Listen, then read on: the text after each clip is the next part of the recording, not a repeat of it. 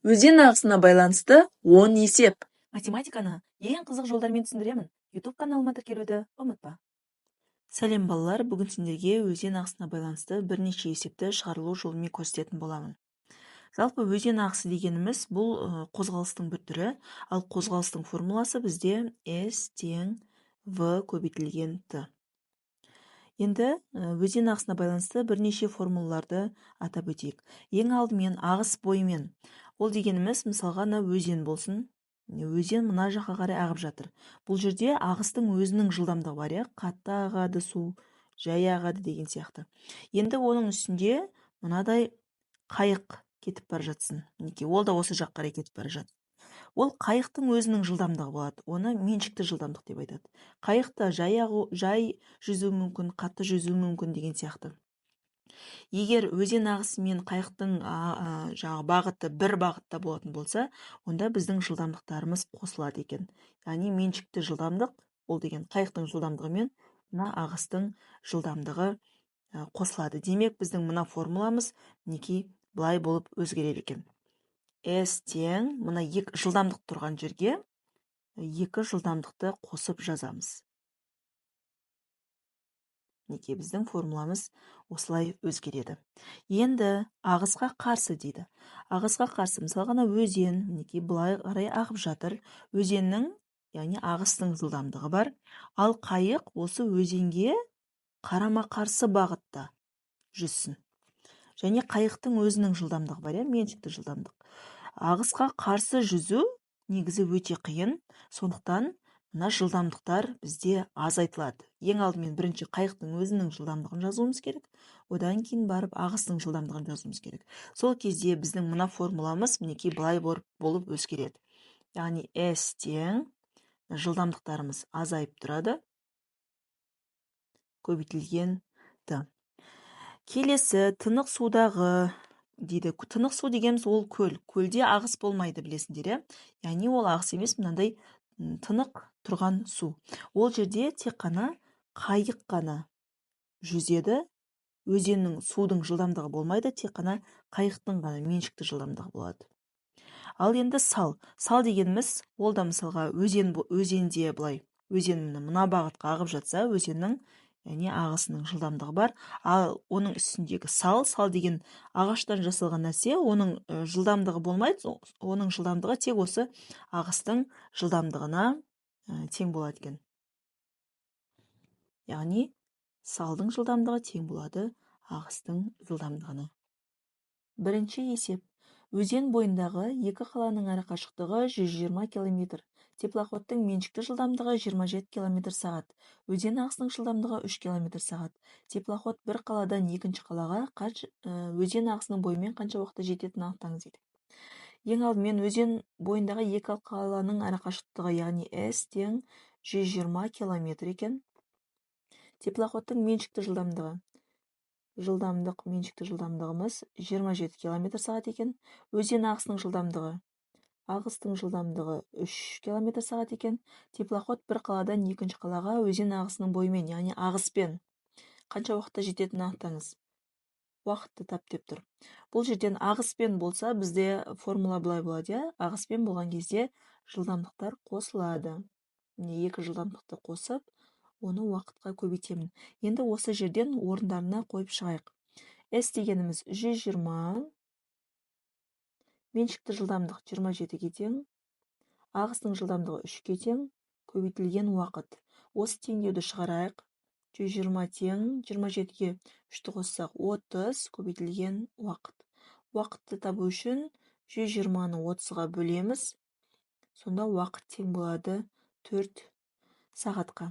Демек, теплоход бір қаладан екінші қалаға 4 сағатта жетеді екен. Екінші есеп. Моторлы қайық 48 км қашықтықты ағыс бойымен 3 сағатта, ал ағысқа қарсы 4 сағатта жүзген болса, өзен ағысының жылдамдығын табыңыз дейді. Моторлы қайық 48 км қашықтықты. Яғни мынадай кесте құрамыз. Мына жер мысалға жол болсын, мына жер жылдамдық, ал мына жер уақыт болсын. 48 км қашықтықты, яғни ағыс бойымен 48 км қашықтықты 3 сағатта жүзген. Уақытқа 3 сағат. Ал ағыспен жүрген кезде бізде не істейді? Жылдамдықтарымыз қосылады, меншікті жылдамдықпен ағысты жылдамдығымыз қосылады. Ағысқа қарсы 4 сағат жүзген. Міне, ағысқа қарсы уақытымыз 4 сағат жүзген. Бірақтан бәрібір сол 48 километрді жүрген ғой. Ағысқа қарсы жүзген кезде біздің жылдамдықтарымыз азайтылады. Мінекей осындай кесте құрамыз. Біз білеміз, S тең V көбейтілген Т екен. Міне, дәл осы жерден осы нәрсені жазуымыз керек. 48 тең, ағыс бойымен 48 тең, жылдамдығымыз мынау болып тұр, көбейтілген 3 болады. Бұл жерден меншікті жылдамдық пен ағыстың жылдамдығының қосындысы тең болады. 48-ді 3-ке бөлеміз, 16 болады. Ал енді ағысқа қарсы есептейік. 48 тең, жылдамдықтар бұл кезде азайтылып тұр, көбейтілген 4. Демек, меншікті жылдамдық пен ағыстың жылдамдығының азайтындысы 48-ді 4-ке бөлеміз, 12 болады. Енді міне осы бірінші жүйеден екінші теңдеуді баған түрінде азайтамыз. Меншікті жылдамдық бір меншікті жылдамдықты азайтсақ, олар жойылып кетеді. Бір азайтылған минус бір. Бұл жерді түсінбей қалмаңыздар, мінекей түсіну үшін былай жазайын. Мына жеріміз 1 болып тұр. Мінекей мына азайту, міне минус 1. Демек, бұл жер не болады? Минус пен минус плюс болып, бірге бірді қоссақ 2 болады. Демек, ағыстың жылдамдығы 2 ВА болады. 16-дан азайтамыз 12-ні, тең 4 болады. Бұл жерді есептейтін болсақ, ағыстың жылдамдығы 4-ті 2-ге бөлсек, 2-ге тең болады екен. Демек, біздің есебіміздің жауабы 2-ге тең. Үшінші есеп. Қайық өзен ағысымен 4 сағат, ал өзен ағысына қарсы 2 сағат жүзді. Осы уақыттың ішінде ол 78 километр жол жүріп қойды. Егер өзен ағысының жылдамдығы 3 километр сағат болса, онда қайықтың меншікті жылдамдығын табыңыз дейді. Ол үшін бізге мынадай кесте керек. Мына жерде жол болсын, мына жерде жылдамдық, мына жерде уақыт болсын. Өзен ағысымен 4 сағат жүзген, міне уақытқа 4 сағат тем, ал өзен ағысына қарсы 2 сағат жүзген екен. Осы уақыттың ішінде ол 78 километр жол жүріп қойды. Яғни, мысалға өзен болатын болса, қайық 4 сағат өзен ағысымен жүзген, және 2 сағат өзен ағысына қарсы жүзген. Сонда барған жолымыз, қайтқан жолымыз барлығы 78 километр жол жүрген екен. Ағыс пен S1 жол жүрген, ағысқа қарсы S2 жол жүрген. Енді ағыспен жүзген кезде меншікті жылдамдық пен ағыстың жылдамдығы қосылады. Ал есепте айтып тұр, өзен ағысының жылдамдығы 3, демек ағыс жылдамдығының орнына біз сразу 3 деп жазайық. Ал ағысқа қарсы жүзген кезде меншікті жылдамдық пен ағыстың жылдамдығы азайтылады. Енді осы жерден S дегеніміз V мен T-ның көбейтіндісі деп алып, мынадай теңдеу құрастырамыз. Ең алдымен ағыспен жүзген кезде, яғни S1-іміз тең болады екен, жылдамдығымыз не осыған тең болады. Ал ағысқа қарсы жүзген кезде S2-іміз тең болады, мінекей мынаған тең болады. Осы теңдеуді алып барып, біз енді мына жерге алып келуіміз керек. S1-іміздің орнына мына теңдеуді қоямыз.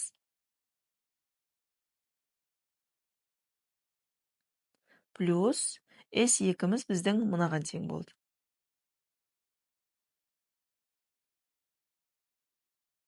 Тең 78. Енді осы теңдеуді шығарамыз. Жақшыларды ашайық. V-ны 4-ке көбейтсек 4V, плюс 3-ті 4-ке көбейтсек 12. V-ны 2-ге көбейтсек 2V, 3-ті 2-ке көбейтсек 6 болады. Тең 78. Бірінші V-ларды ықшамдайық. 4V-ға 2V-ны қосатын болсақ, 6V болады.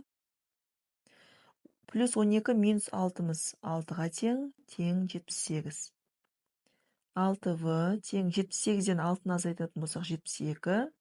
V тең 72-ні 6-ға бөлсек тең болады 12. Демек, біздің меншікті жылдамдығымыз тең екен 12 километр сағатқа. Төртінші есеп. Өзен бойындағы екі қаланың арақашықтығы 170 километр. Теплоходтың меншікті жылдамдығы 39 километр сағат. Өзен ағысының жылдамдығы 5 километр сағат. Теплоход бір қаладан екінші қалаға өзен ағысына қарсы қанша уақытта жететінін анықтаңыз дейді. Ең алдымен өзен бойындағы екі қаланың арақашықтығы. Мінекей екі қала арақашықтығы 170 км екен. Теплоходтың меншікті жылдамдығы ВМ 39 км сағат, өзен ағысының жылдамдығы 5 км сағат. Теплоход бір қаладан екінші қалаға өзен ағысына қарсы жүзіп қанша уақытта жетеді дейді. Егер өзен ағысына қарсы жүзетін болсақ, біздің формуламыз, яғни екі жылдамдық бізде азайтылып тұрады. Ең алдымен бірінші меншікті жылдамдықты жазу керек. Мінекей біздің формуламыз осылай болады. Енді орындарына қояйық. S бұл арақашықтығы 170-ке тең. Меншікті жылдамдығымыз 39-ға тең. Ағыстың жылдамдығы 5-ке тең. Көбейтілген уақыт. Енді осы теңдеуді шығарайық. 170 тең 39-дан 5-ті азайтатын болсақ 34. Уақытты табу үшін 170-ті бөлеміз 34-ке. Сонда уақытымыз тең болады 5 сағатқа. Мінекей жауап осы болады. Бесінші есеп. Өзен ағысының жылдамдығы 3 км сағат. Катердің меншікті жылдамдығы 41 км сағат. Егер катер ағысқа қарсы жүзсе, 3 сағатта қанша жол жүреді? Ал ағыспен жүзсе ше дейді. Өзен ағысының жылдамдығы 3 сағат екен. Меншікті жылдамдық 41 сағат екен. Катер ағысқа қарсы жүзсе, 3 сағатта қанша жол жүреді? Уақыт 3 сағат. Егер ағысқа қарсы жүзетін болса, біздің формуламыз, яғни екі жылдамдық азайтылады. Формула мынандай болады. Енді орнына қоятын болсақ, S бізде белгісіз. Меншікті жылдамдығымыз 41-ге тең, ағыс жылдамдығы 3-ке тең, уақытымыз 3-ке тең. Демек 41-ден 3-ті азайтсақ 38, 38-ді 3-ке көбейтетін болсақ 114 болады екен. Бұл бізде ағысқа қарсы жүзген кездегі жүрген жолымыз. Ал егер ағыспен жүзсе қанша жол жүреді дейді. Ағыспен жүзген кезде біздің формуламыз қандай болады? Екі жылдамдық қосылады. Неке былай болады. Енді орнына қояйық. S тең меншікті жылдамдығымыз 41, ағыстың жылдамдығы 3, көбейтілген уақытымыз 3-ке тең. 41-ді 3-ке қоссақ 4, көбейтілген 3.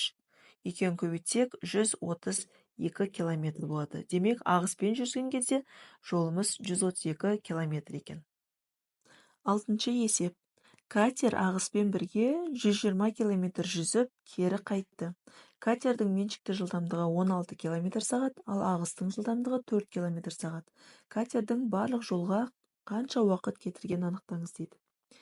Мәселен, мынау өзен болсын.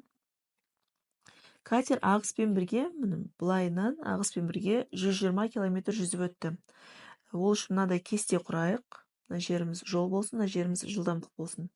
Ағыспен бірге 120 км жүрген, сосын кері қайтқан. Кері қайтқан кезде де дәл сол жолды жүзіп өтеді. Демек, ағысқа қарсы да осы 120 км жолды жүріп қайтқан. Катердің меншікті жылдамдығы 16 км сағат, ал ағыстың жылдамдығы 4 км сағат. Ағыспен жүзген кезде меншікті жылдамдық пен ағыстың жылдамдығы қосылады, демек 16 плюс 4 болады. Ағысқа қарсы жүзген кезде меншікті жылдамдық пен ағыстың жылдамдығы азайтылады. Катердің барлық жолға қанша уақыт кетіргенін анықтаңыз дейді. Енді қараңыздар, бізде жол берілген, жылдамдық берілген. Ағыспен жүзген кездегі уақытты таба аламыз. Уақытымыз тең болады S-тің V-ға қатынасы. Бұл ағыспен жүзген кездегі. Жолымыз 120-ға тең, жылдамдығымыз 16 қосылған 4, 20 болады. 120-ны 2-ке бөлсек, 6 сағат жұмсаған екен ағыспен жүзген кезде.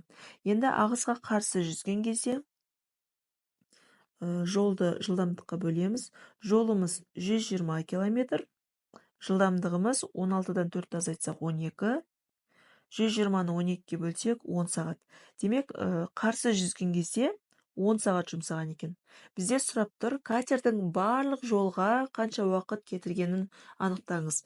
Т1 бұл біздің ағыспен жүзген кездегі уақыт, Т2 бұл қайтқан кездегі уақыт. Демек, барлық жолға катер 16 сағат жұмсаған екен. Жетінші есеп. Қайық 60 километр қашықтықты ағыс бойымен 3 сағатта, ал ағысқа қарсы 5 сағатта жүзді. Ағыстың жылдамдығын табыңыз дейді.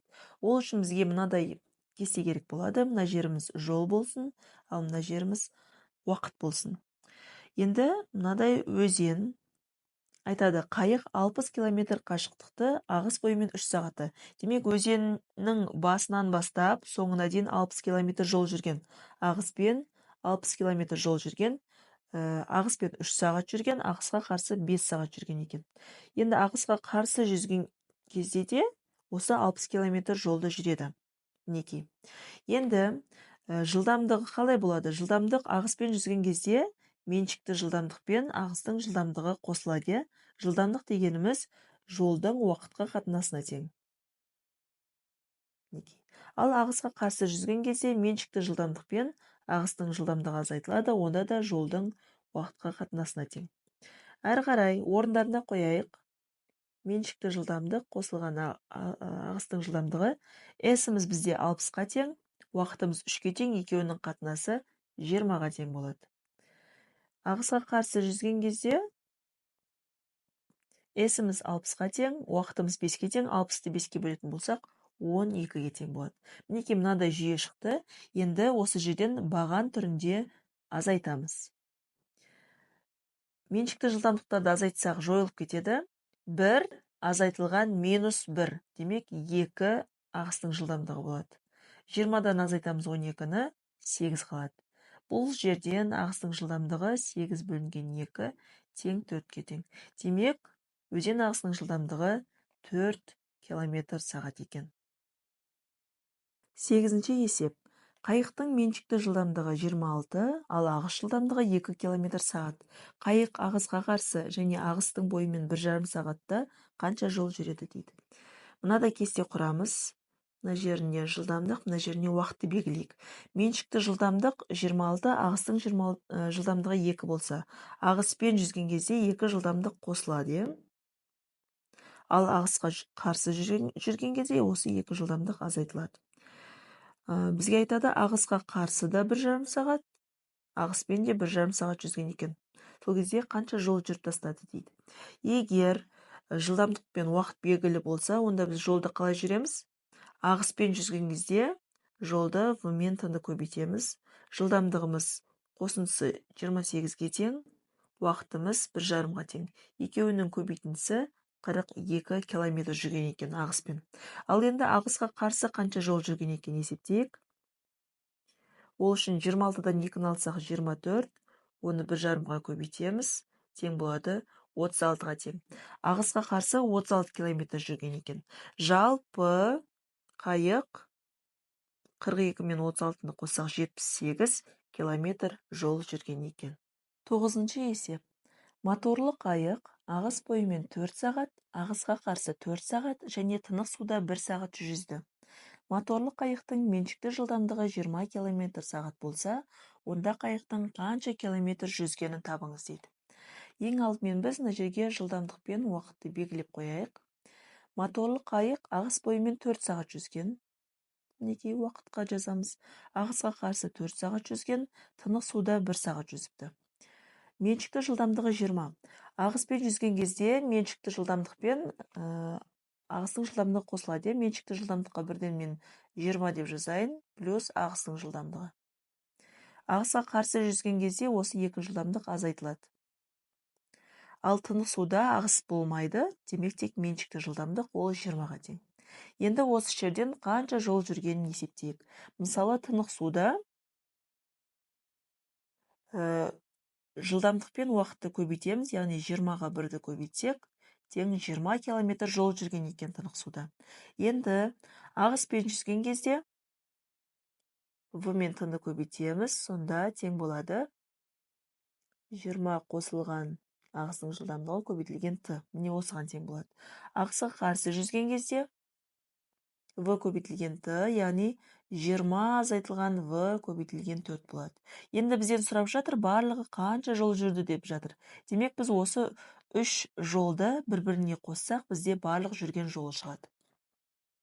Бірінші жолымыз 20 қосылған v көбейтілген t, Қосамыз екінші жолды. Қосамыз үшінші жолды. Ал енді есептейік. Ең алдымен жақшаларды ашамыз. 20-ға 4-ті көбейтсек 80 қосылған 4v плюс 80 азайтылған 4v плюс 20. Тең болады. Бұл жерде плюс 4v минус 4v екеуі қысқарып кетеді. 80-ге 80-ді қоссақ 160, 160-ға 20-ны қоссақ 180 километр жолды жүріп тастаған екен. 10-шы есеп. Катердің ағыспен жүрген жылдамдығы 19,2 км сағат, ал ағысқа қарсы 14,8 км сағат. Ағыс жылдамдығы неге тең? Ағыспен жүрген кезде бізде меншікті жылдамдықпен ағыстың жылдамдығы қосылады. Яғни ағыспен жүрген жылдамдығы 19,2 км сағатқа тең екен. Ал ағысқа қарсы жүрген кезде осы меншікті жылдамдықпен ағыстың жылдамдығы азайтылады. Ол 14,8 км сағатқа тең екен. Ағыстың жылдамдығын тап дейді. Ол үшін осы екеуін баған түрінде азайтамыз. Меншікті жылдамдықты азайтсақ жойылып кетеді, 0 болып. Мына жерде 1 азайтылған минус 1, 2 болады. 2 ағыстың жылдамдығы тең 19,2-ден 14,8-ді азайтсақ 4,4 шығады. Ағыс жылдамдығын табу үшін 4,4-ті бөлеміз 2-ге. Сонда ағыс жылдамдығы тең болады 2,2 км сағатқа.